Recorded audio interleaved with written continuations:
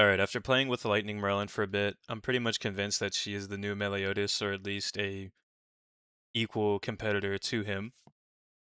The only issue is there's not much lightning weak content in the game right now since they removed Furzin, which was weak to lightning. So all we have is Sector, what is it, Sector 3? So that's what's massively holding her back right now. Just there's no content for her lightning. But if we take a look at her potential 7, at the bottom here it says decreases enemies lightning resistance by 30%. So every single abyss monster usually has anywhere from 10 to 20% of this. So this strips it completely. Now it can't go into the negatives. So if they have 20 and you remove 30, it's just going to be 0. It's not going to be -10. But what this does is basically force all content to be neutral to lightning, which significantly increases her usefulness from boss to boss. Now, when it comes to most units in this game, I don't really see a use for her till your P7, because this breaks her out of the limits of being a lightning-only unit. This makes her universal just like Meliodas. Now, you can take it even further all the way to P10.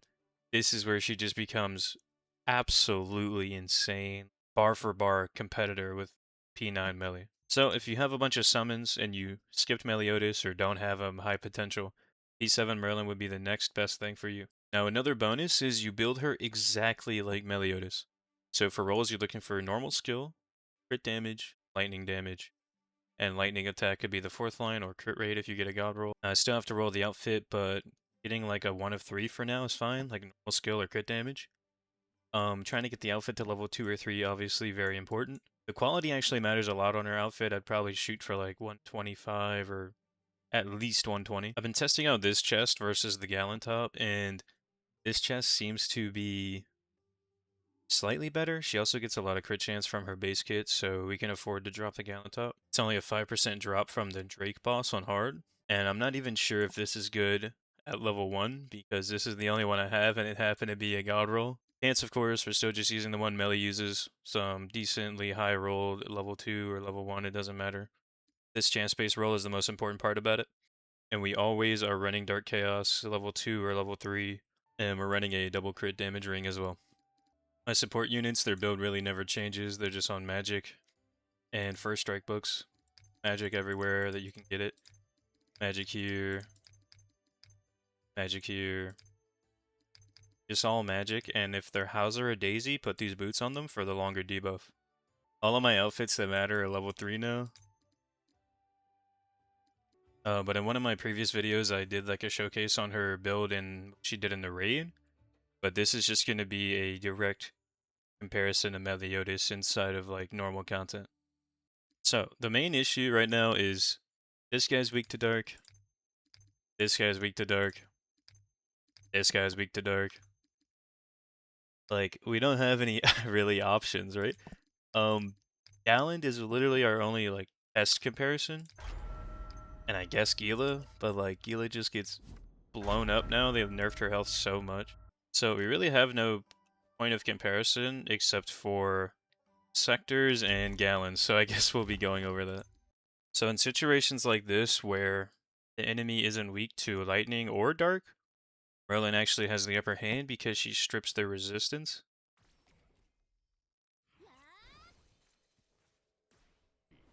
So we're going to go in here and do our basic rotations.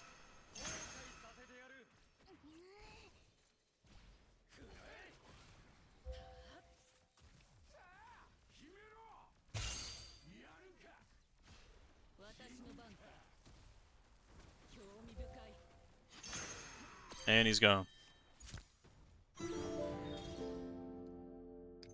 One thing that helps Merlin significantly is when you're inside of these lamps, you get electric charge. And this just ramps up your damage and crit damage by a pretty significant amount. Or your damage and crit chance, my bad. For that fight, you didn't even need P10, like it didn't help at all. P7 was completely enough on its own right there. Now, I understand P7 is still a very high hurdle, but that's just how it goes with gacha games. Like, unfortunately, not everything can be really good at P4. And I'm sure everyone knows what they got themselves into by now. Like, all of these games do this. Now, Merlin in Sector 3 absolutely annihilated them. Managed to get a 15-second. I managed to do a 28-second with her inside of Sector 2. In Sector 5, I managed to actually do a 17-second with her on electric. She's just so insane as a universal DPS. So I guess we'll start with a showcase of Sector 2. So we're going to try to do what we usually do and bait the red demon or the gray demon to the back. So we're going to walk into the fight, push E, and try to hit them both with the first strike. Alright, we did it. The aura down. Dodge that. Put all of our turrets down and charge them. Now we're kind of just going to try to wait until he dashes at us.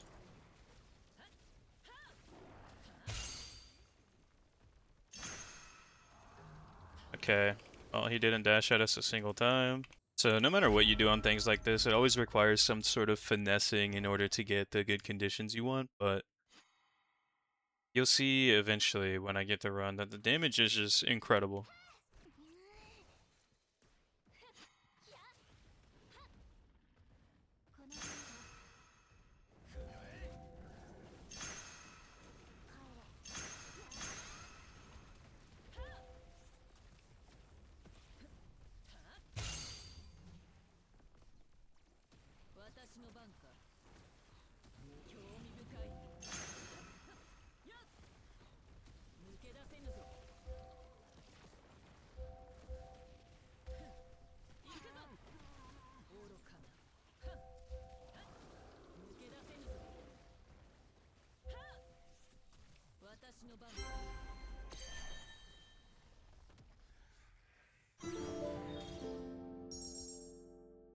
Well, I gave it a couple of tries and I didn't exactly get to showcase what I did here, but it was something like that, except the Grey Demon instantly dashed at me and I managed to kill them both at the same time.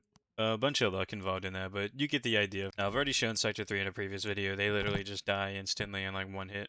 When they're weak to lightning, Merlin is insane.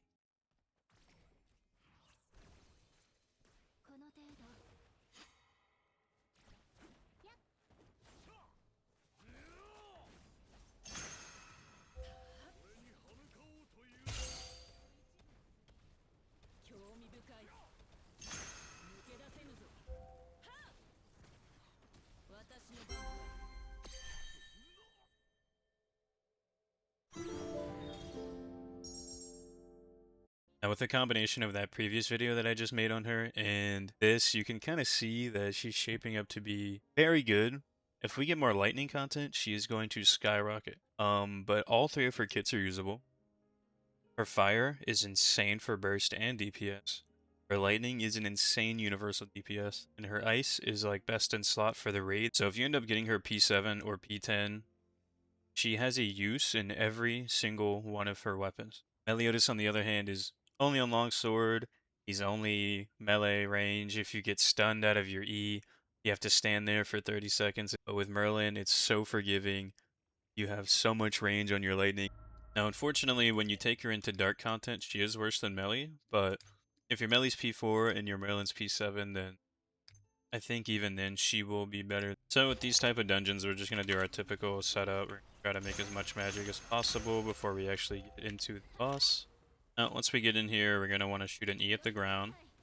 That'll put first strike on him. We're going to put this down, activate this, shoot him with electromagnet, put our turrets down, hit him with Hauser, hit him with the Q.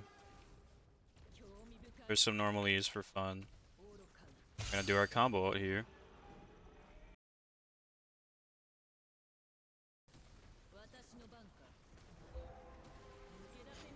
And he's gone. Now with ORGOT, we're literally going to be doing the same thing. Apply our buff, shoot him, go to Hauser, use that, put the aura down, fail to put the aura down, Q him, combo ult, E spam, super Q, spam, dead.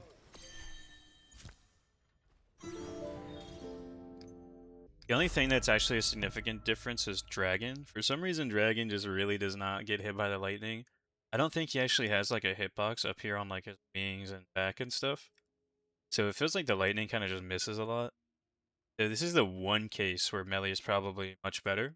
But for everything else and for future reference, Merlin is going to be insane. the next raids that are coming, a Frozen raid, like a fire raid, she's going to have so much value. She's just gonna be game breaking, I promise you guys that. So if you miss out on Melly, or he's like low potential, please summon for at least a P7 Merlin. She will change your life. She is a main universal DPS carry, and there's really no regretting getting her. At the moment, it's kind of 50-50 on whether I use Melly or Merlin, because Melly is still extremely good, and there's so many things that are weak to dark that I kind of just have two units going back and forth, like destroying the whole game. As a high-ranking player, I have a very like unique perspective on the game, and I can tell pretty much anyone how to min-max efficiently, and I want to try to become the best place for this sort of information. I'll probably make a video coming soon, like breaking down everything in this game and how to actually deal damage and why things such as Hauser level 3 outfit is so important, like crit defense, crit resist. I'm going to break that all down, show some data mine numbers to show what bosses actually have resistance-wise. Anyway, that's about it. Thanks for watching. See ya.